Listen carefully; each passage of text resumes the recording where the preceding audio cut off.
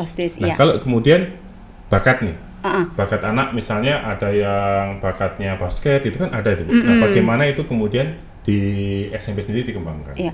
SMP Santa Maria itu memiliki 27 kegiatan ekstrakurikuler. Jadi dikemas dengan nama yang supaya familiar di kalangan milenial, kita sebut dengan steady. Jadi di antaranya kita bagi dalam sport, kemudian art dan science. Kalau sport itu kita ada futsal, basket, kemudian taekwondo, kemudian juga ada sepak bola. Sebagian lagi misalnya seni, ada seni suara, kemudian seni musik, kemudian tari, modern dance dan traditional dance. Sebagian kalau misalnya science kita buka klub math, English gitu. English conversation, klub matematika ataupun klub IPA seperti itu. Gitu. Siswa bisa memilih. Iya, dari 27 itu tentunya kami berharap sih bisa mengcover semuanya yang bakat-bakat anak kita gitu. Jadi bebas memilih ya? Iya, bebas memilih gitu. Yang suka sains bisa boleh. pilih kelompok sains. Iya, jadi kalau dia bakat di matematika, dia bisa masuk klub matematika. Dulu ada Terus klub olimpiade juga ya? Iya, itu dia klubnya sebenarnya. Iya, untuk olimpiade persiapannya. Jadi kadang ada anak yang dia hobi basket, kemudian juga bisa berbakat olimpiade seperti itu. Ya, dia bisa masuk keduanya gitu. Oh, bisa masuk Iya, keduanya. Jadi nggak harus satu ya? Nggak harus satu. Karena ada anak basket yang pintar matematika. Iya, ada. Iya. Kalau basket harus dihitung pakai matematika, Bu. Mungkin sepertinya gitu, makanya. Syuting gitu ya? Iya. Jadi kalau dia nggak berhasil syuting, mungkin dia belum selesai ngitung. Mungkin belum belajar yang bagaimana yang syuting untuk pelajaran matematika. Iya. Gerak parabola itu ya? Iya, gerak parabola benar-benar. Gerak parabola dilemparkan. Iya, betul Pak. Jadi kalau olahraga sambil ngitung nggak selesai mereka. Belum selesai ngitung dia, makanya belum masuk ya. Oke. Gitu. Atau salah hitungannya. Iya. Aduh. Selain itu, olahraga. Ini kalau yang Ibu bawa ini apa? Ini hasil mereka. Iya, ini salah satu hasil handcraft.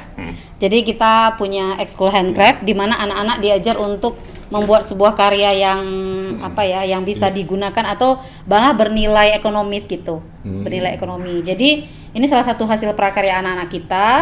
Ini rajutan ya? Iya, rajutan, untuk ini ekskul handcraft. Setelah selesai ini kemudian diapakan? Apakah kemudian bisa dijual gitu kan, ada pelajaran entrepreneurship gitu ya, kalau atau bagaimana? Iya, kalau misalnya ada pameran di sekolah, ini kita pamerkan, kemudian juga sebagian ada yang dijual. Gitu. Jadi orang tua anak-anak kita ya yang utama, artinya kita menunjukkan bahwa anaknya sudah mampu membuat sebuah barang yang bernilai ekonomi. Jadi kita tawarkan ke mereka juga atau bahkan ke teman-temannya untuk membuat juga untuk membeli gitu. Sekarang kan bisa dijual di platform online ya, marketplace. Iya. Mereka ini ada Instagram khususnya sih untuk memperkenalkan produk. Iya, handcraft SMP Santa Maria kalau saya tidak salah namanya. Karena sekarang kalau saya melihat salah satu hal yang kemudian banyak digeluti orang-orang muda, orang-orang milenial ini membuat produk tertentu terus kemudian menjualnya di marketplace. Iya. Ini yang buat rajutan ini cewek-cewek atau cowok-cowok? Karena memang mungkin dia lebih ke rajutan kali ya. Jadi rata-rata anak perempuan. Tapi perempuan. Ada sih 1 atau 2 orang kalau nggak salah saya. Anak laki-laki. Karena sebenarnya profesi nggak tertutup pada gender ya? Sebenarnya iya, harusnya. Karena misalnya kalau di rumah yang memasak memang biasanya ibu-ibu. Iya, biasanya. Tapi kalau chef, biasanya laki-laki, kebanyakan. Kebanyakan laki-laki. Iya, Artinya profesi itu sebenarnya enggak terikat pada gender. Gender, iya. Jadi kalau rajutan, kalau ada cowok-cowok yang mau ikut nggak apa-apa. Iya, nggak apa-apa. Jadi kita terima terbuka gitu. Jadi kalaupun Bu saya mau ikut rajutan yang anak laki-laki, ya nggak apa-apa. Basket putra-putri kan ya? Putra-putri kalau basket. Basket umum ya? Iya, umum putra-putri. Iya, karena sekarang profesi itu ya memang terbuka. Iya. Jadi memang kalau di SMP juga tidak dibedakan ini harus laki-laki, ini harus perempuan. Nggak ada seperti itu Pak. Nggak ada. Juga kalau yang sering dikatakan bahwa tidak ada pembulian gitu ya di SMP. Iya, benar sekali. Jadi saya jadi di SMP itu benar-benar memberikan rasa nyaman untuk anak-anak. Dalam artian mereka merasakan bahwa mereka itu satu sama lain tuh sama. sebagai teman, sebagai Iya, keluarga. sebagai warga sekolah, kemudian juga senioritas juga tidak dirasakan karena memang yang kelas 7 berteman juga dengan kelas 8, bahkan kelas 9-nya juga seperti itu gitu. Jadi tidak ada yang merasa senioritas dan merasa bahwa tempat ini milik yang ini gitu. Nggak ada yang seperti itu. Jadi semua anak berhak dan semua anak itu bersosialisasi dengan kakak tingkatnya itu dengan baik gitu. Jadi nyaman sih. Tadi sudah disebut bahwa kalau kita bicara kognitifnya gitu kan, yang orang sering bilang kecerdasannya itu lewat apa intrakurikuler ya, pelajaran umum, pelajaran. Lalu kemudian dari segi karakter, misalnya karakter kepemimpinan itu yang sangat diperlukan ke depan, itu diajarinya melalui kegiatan OSIS. Salah satunya OSIS. Masuk ke pengurusan OSIS dan ada lagi yang lain itu kegiatan intrakurikuler ya. Selain itu juga kalau belajar kepemimpinan ada juga kepanitiaan kecil di sekolah kalau ada event itu kan juga bisa menjadi sarana untuk belajar. Iya, gitu kan. Biasanya itu semuanya di bawah naungan OSIS. Iya, jadi kan yang kalau ada event panitianya itu bukan ketua OSISnya kan? Bukan. Orang lain lagi. Orang lain lagi karena kan semua anak anggota OSIS. Kemudian juga semua ketua kelas adalah anggota dari MPK, sehingga ketika ada kegiatan kelas itu otomatis akan didistribusikan ke kelas-kelas. Jadi anak-anak diajar juga untuk mengorganisasi sesuatu. Iya, gitu ya. suatu acara mereka rancang, mereka coba membuat, mereka coba presentasikan ke pembinanya, kemudian pada akhirnya pembinanya yang sampaikan ke kepala sekolah gitu ya Pak, ke staf, untuk apakah disahkan atau tidak gitu. Jadi menurut saya anak-anak belajar sih, belajar banyak merancang program, belajar bagaimana mempresentasikan, kemudian belajar ini bagaimana mereka berusaha supaya itu terjadi gitu. Atau kalau misalnya itu nggak diterima pun harus belajar untuk jadi kalau misalnya mereka udah buat misalnya kegiatannya ada 5 misalnya kan, tentu dari 5 itu ada yang di ACC ada yang tidak gitu. Jadi bagaimana mereka bisa menerima bahwa yang salah satu ini tidak di ACC, yang seperti ini ya mereka belajar menerima gitu. Iya, karena itu ada proses belajar bahwa dalam hidup nggak selalu sukses ya. Iya, dalam hidup semua yang mereka inginkan belum tentu harus dapat gitu. Kalau di SMP Santa Maria kita sudah belajar tadi, sudah mendengar tadi banyak. Program unggulannya apa lalu? Kita sebenarnya program unggulan kita tuh dalam artian semua yang dilakukan di sekolah itu adalah sarana untuk membekali anak gitu Pak, baik dari segi akademik dan non akademik. Tapi kita juga punya program seperti Sajojo, Smile, dan ini merupakan sebuah rangkaian kegiatan yang berkelanjutan gitu. Jadi ketika anak ini berada di tingkat kelas 7 ya, ketika mereka berada di kelas 7 dan 8 kita memiliki program namanya Smile. Smile itu adalah Santa Maria Insight and Learning Exploration. Jadi dari namanya Learning Exploration ini mereka belajar mengeksplorasi.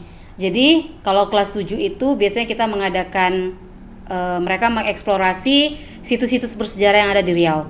Salah satunya misalkan Istana Siak, kemudian juga Candi Muara Takus.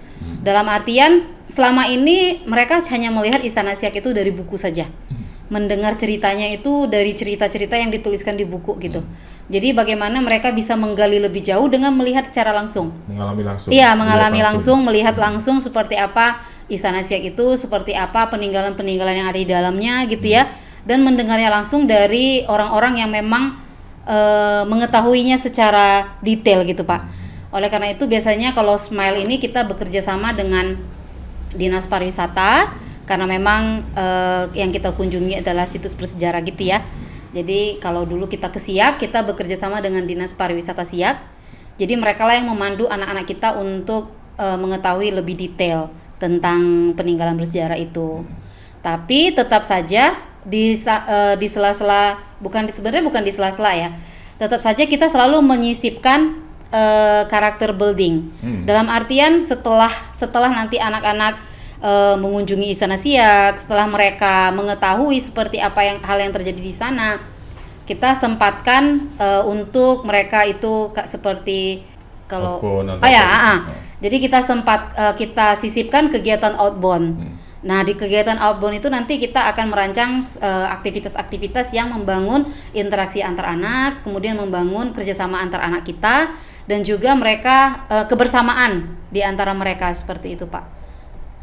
Jadi memanfaatkan momen smile itu untuk semakin membangun karakter-karakter mereka dalam hal kerjasama tim, seperti itu. Selain tadi apa kegiatannya Bu, kalau yang kunjungan tadi? Kunjungan ke Istana Siap. itu apa nama kegiatannya? Smile. Selain itu apakah ada lagi? Kalau dia kelas 7 tadi kan kegiatannya berkesinambungan ya. Jadi dari hal-hal kecil seperti itu. Kalau kelas 7 tadi dan kelas 8 mereka akan mendapatkan kegiatan smile. Tentunya misalnya kelas 7 mereka smile-nya ke Istana Siap. Iya. Nanti ketika mereka kelas 8 mereka juga dapat smile tapi tempatnya berbeda. Gitu. Dan materi yang diberikan kepada mereka juga berbeda. Karena mereka sudah agak naik apa ya, maksudnya usianya juga tambah dewasa, jadi materi yang diberikan juga sesuai dengan umur mereka, lebih berat daripada yang kelas 7 ini. Gitu. Kemudian nanti ketika kelas 9 mereka itu akan mengikuti kegiatan Sajojo. Sajojo itu kepanjangannya adalah Santa Maria Joyful Journey. Jadi itu perjalanan yang menyenangkan. Nah, ketika kelas 9 di Sajojo ini mereka itu akan mendapatkan materi tentang bagaimana mereka mengenal diri mereka sendiri, bagaimana mereka berinteraksi dengan sesamanya, kemudian berinteraksi dengan orang tua. Ini lebih dari sekedar interaksi ya Pak, memahami hubungan, gitu, hubungannya dengan sesama, dengan orang tua, dan hubungannya dengan Tuhan. Seperti itu. Jadi itu kita kemas dalam satu kegiatan, namanya adalah kegiatan Sajojo. Jadi kalau Sajojo ini biasanya kita lakukan kita usahakan di luar dari Provinsi Riau. Yang sudah pernah kita lakukan itu adalah di Kota Bandung dan juga Medan. Saya ada videonya Pak ya, boleh diputar ya? Oke.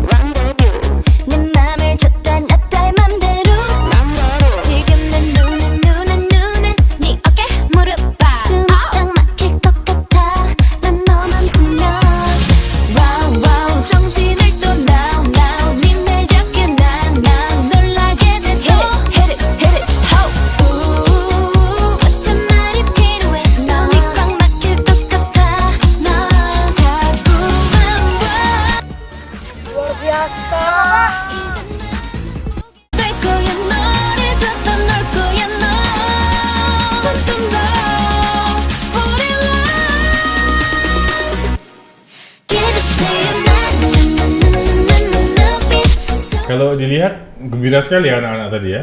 Iya. Gembira sekali selain karena perjalanan ke tempat lain yang baru. Iya. Juga yang tadi disebut bisa mengenal diri. Kalau untuk kedepannya Bu, tadi sudah ada program-program. Kemudian ada nggak kemudian istilahnya tadi sudah dirancang kalau kemudian pemilihan OSIS itu kan living skill gitu ya. Tapi kedepannya lagi terkait dengan era teknologi ini, bagaimana anak-anak dibekali? Yang pasti kita pembelajaran online ini mungkin ketika pun nanti situasi sudah benar-benar aman, semua anak juga sudah benar-benar tatap muka 100% tanpa harus peraturan ini itu gitu ya. Tapi kita tetap mengkombinasikan pembelajaran secara online seperti itu. Jadi kedepannya itu SMP Santa Maria itu akan mengadakan pembelajaran 5 hari tatap muka dan 1 hari daring. Jadi kan selama ini orang tua menginginkan anaknya aktif 5 hari aja sekolahnya seperti itu. Tapi kita memang kesulitan karena memang kalau anak-anak belajar 5 hari hingga mereka belajar sampai pukul 3.30 seperti itu kan memang tidak capek juga ya.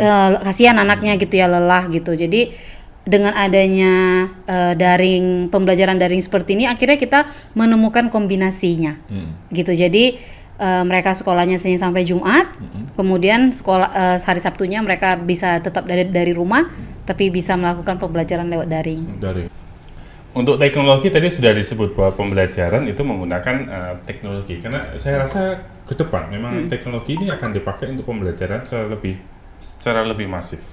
Itu memang dalam pembelajaran di SMP selalu dibuat understanding. Iya, jadi dalam setiap akhir pembelajaran kita selalu mengajak atau menyampaikan apa sih understanding yang kita harus pahami setelah pembelajaran ini selesai, seperti itu. Jadi tadi matematika tidak melalui soal angka, namun Iya. dari angka itu apa yang kemudian ditangkap, gitu ya. Itu yang menjadi menarik. Tidak hanya matematika, tapi kemudian di biologi, Iya. di pelajaran-pelajaran lain understanding ini ada. Iya, betul Sehingga sekali. siswa-siswa SMP tidak hanya kemudian dia ajak di pelajarannya, menghafal, tapi menghitung kemudian seperti itu, tapi pelajaran itu maknanya Iya, bagi kita apa gitu. Ya, maknanya bagi kita apa, ini menarik sekali karena kita nggak hanya belajar kognitifnya, Iya. tapi dalam belajar kita juga belajar dari sisi afektifnya, gitu ya. Itu menarik sekali, Bu. Iya.